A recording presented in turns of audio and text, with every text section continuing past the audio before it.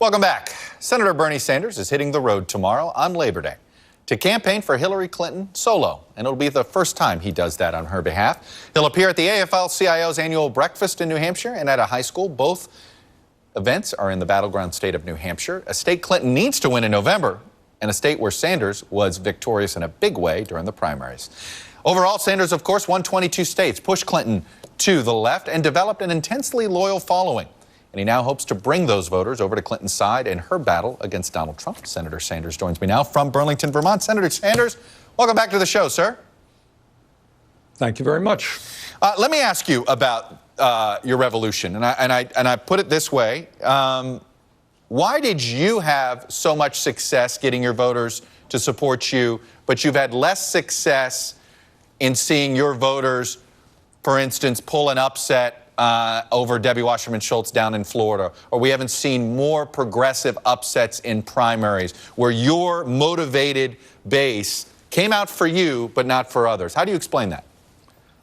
Well, it's not quite accurate, Chuck. Actually, that gentleman in Florida, Mr. Canova, did a lot better in his district than I did when I was running. And I think he did pretty well. I think he got 43% of the vote, taking on a pillar of the establishment. I think you're going to see very strong candidates for the United States Congress in upstate New York and in the state of Washington win, I hope, in November.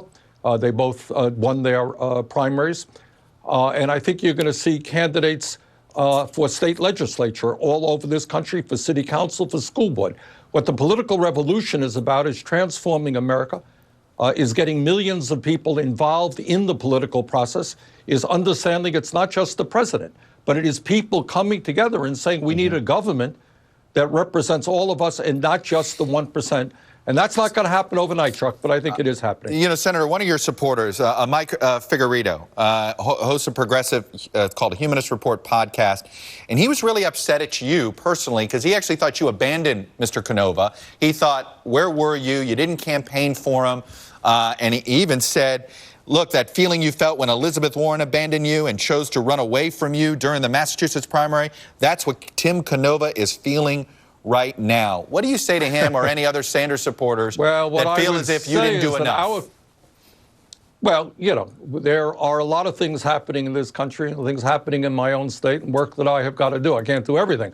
But I would say that our supporters, as I understand it, contributed about $600,000 to Mr. Canova's campaign. That is a very significant contribution.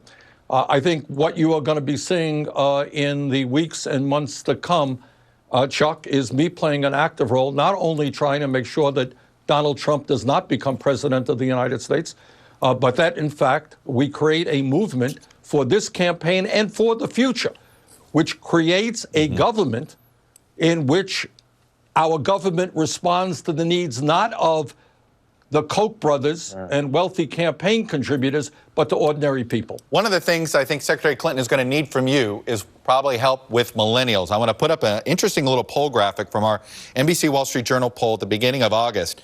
And overall, the head-to-head, we had this was in our early August poll. Clinton was at 43, Trump 34, and Gary Johnson and Jill Stein were combined for 15%.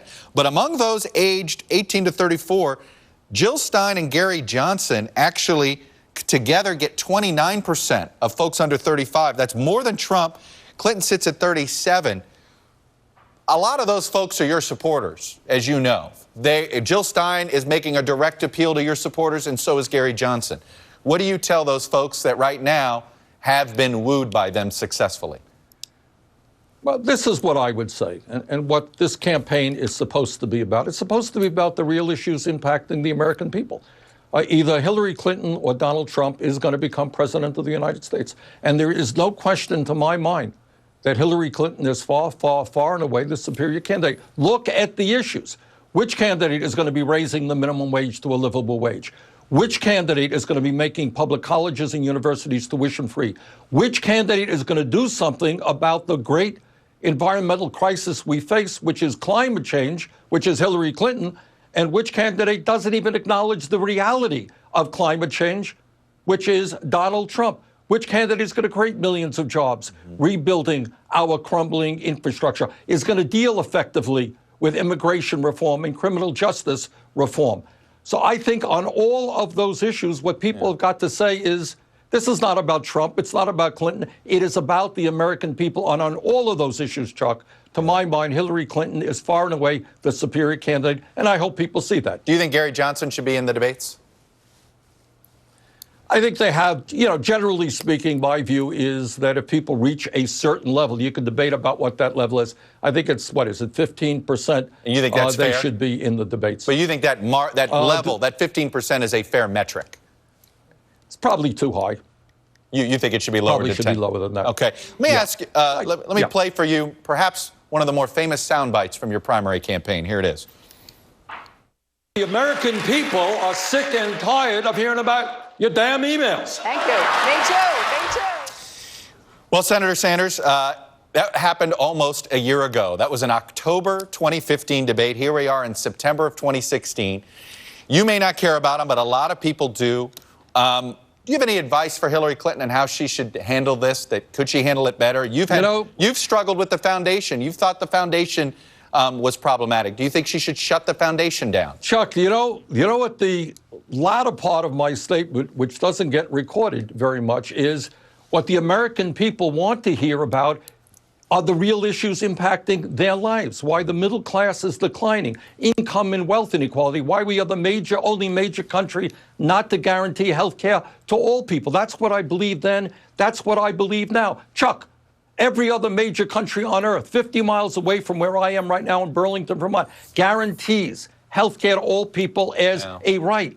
The top 1/10 of 1% now owns as much wealth as the bottom 90%. Those are the issues I believe we need to focus on, politicians and the media. Let the American people get involved in that debate. And I think at the end of that discussion, people will see Clinton as the superior candidate. I understand that, but you can't govern if you don't have trust.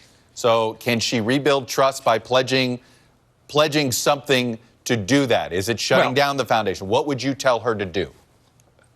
Well, I would certainly suggest that as President of the United States, she should cease all operations, all contact with the Clinton Foundation.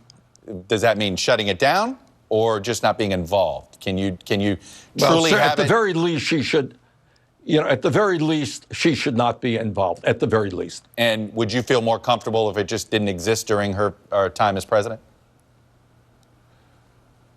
I don't know enough. They do a lot of good things with AIDS and so forth, so I can't, definitively answer that. But I think, Chuck, what we have got to do as a nation is have a very serious debate on the enormous crises facing this country. That is where our focus has got to be. All right, Senator Bernie Sanders on the campaign trail again tomorrow. We'll be watching. Enjoy Labor Day and enjoy the campaign trail. Stay safe, sir. Good to see you. Thank you very much. Take care. When we come back,